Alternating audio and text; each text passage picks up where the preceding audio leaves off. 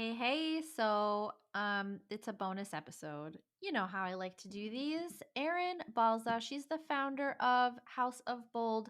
In our last episode, episode 203, Erin asked me, what is the number one improvement area when you work with new startup clients? Amazing question. Awesome. Let me try to give a concise answer. So I developed something called the MASS method for early stage startups. MASS stands for Marketing as a System and rhymes with SaaS, and I'm rolling with it. I do a lot as a fractional head of marketing. So usually the ramp up period, since I start up marketing at startups, building the marketing foundations, right? I do voice of customer research, those in depth interviews, marketing foundation deck, that comprehensive presentation, including buyer problems, company purpose, what's the product, unique benefits of the product, unique features, positioning, competitive analysis. That's already a lot. But then we also do keyword research for SEO and content, build out a brand design guide for visual identity, including colors, fonts, overall style, and personality. We work on mood boards with the designer, where the designer creates these mood boards to set the visual and emotional tone of the website.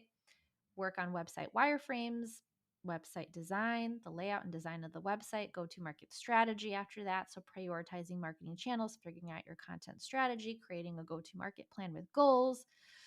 And sometimes I help with the growth support, but I actually have a couple people that I sometimes bring on to help with sales and marketing execution. So let's go back to the question. What's the number one improvement area when you work with new startup clients? The number one improvement area is positioning. How do we talk about ourselves and in the context of other ways that our buyer solves a problem? So there are going to be other ways, whether that's status quo or some other way that they're trying to solve the problem. How do we talk about ourselves? What's our positioning? How do we message that correctly? The second improvement area, which you didn't ask about, but I'm going to talk about anyway, which is usually what startups want to jump into first, but I'm recommending that they don't and start with the marketing foundation, the core pieces that I just talked about, the core principles. The second improvement area is how to tie marketing to business growth. So the reason that I would argue that that should be the second area that you work on, not the first, is I'll give you an example from something that happened just today. Just today, I got off a call with a startup that's raised $9.5 million to date. They told me they need help with their inbound marketing efforts. They also told me they're getting a bunch of website visitors that are not their target buyer. So, huge quantity of website visitors, thousands, and they're not their target buyer. And they end up not closing deals from that. Do they need help with inbound?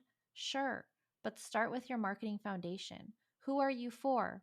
What are you solving for them? What's your unique value for them? Your positioning, your messaging, and all focused on your ICP, and start there first. That is the number one improvement area when I work with my clients. So, thank you, Erin. Awesome question. I even had an example that came up today on a call that I had. So, really nice timing and appreciate you.